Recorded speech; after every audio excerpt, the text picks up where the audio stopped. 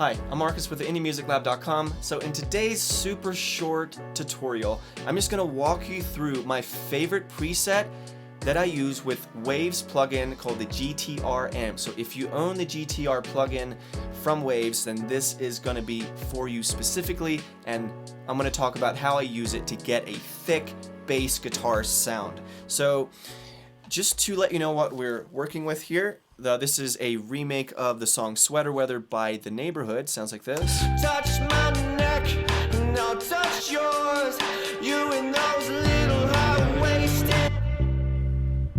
Oh, she knows what I think about. So that is the bass guitar sound and just the track overall. So let's look at what I did here to get this sound. So as you can see, I got the GTR amp loaded up. Now, if I'm using GTR for electric guitars, let's say, I will often use the GTR tool rack because that has more features built in where you can add in pedals and effects and different things. But if I'm going for my bass, I like to keep it super simple and pull in my straight up GTR amp mono. Now, I want you to try these exact settings if you want that super thick, bassy bass guitar sound on your next mix or your next song. So the amp type, just go to the bass, and my go-to is Super Tube, as you can see here. And then for the cabinet, I go all the way down to bass 810, microphone. I love the sound of the ribbon mics down here on bass guitar. Let's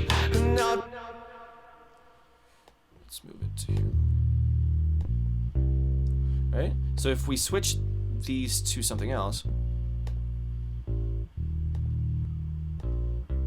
right, it loses that super bottom end. So the bass 810 sounds really good to me. And then these especially.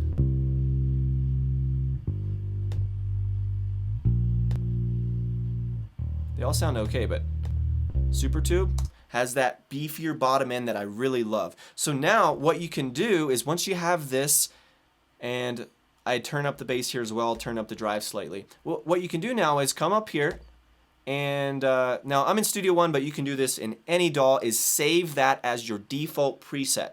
So I'm gonna save this, store as default preset. So now what's gonna happen is anytime that I go and I browse for my effects and I wanna pull in, let's see, it's Waves, my GTR amp, it's a GTR amp mono, where is it? This one right here. Whenever I pull that in, it's gonna automatically loaded up with my default settings with Super Tube, bass 810 amp, and the ribbon microphone.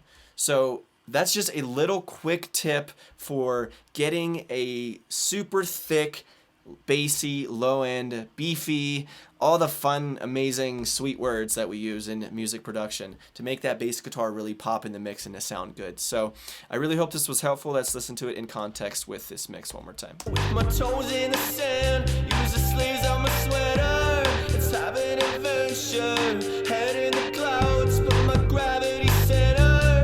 Touch my neck, and I'll touch yours.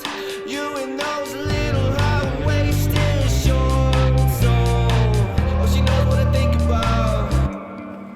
So that is how I use the Waves amp for my bass guitar to make it sound thick and beefy. Now, if this was helpful and you want to go deeper and you want to learn more about music production and specifically playing chords, I have a free guide called the 6 Essential Chords in Every Key. And what this is a chord chart of sorts where I have all 12 keys mapped out, and all 12 keys have 6 essential chords. You have 3 minor chords and 3 major chords in every single key. So this is really going to help you if you start to feel a bit lost about which chords you should be using. And these will give you the foundational 6 most essential chords you need to know, especially if you want to branch beyond that and add in like secondary dominants and these more interesting, colorful chords that go outside of the typical major scale. But these, you need to know these first, and it's the 6 essential chords in every key. It's absolutely free. Link is in the description, so check that out. And thank you so much for watching. I will see you in the next video. Happy music making.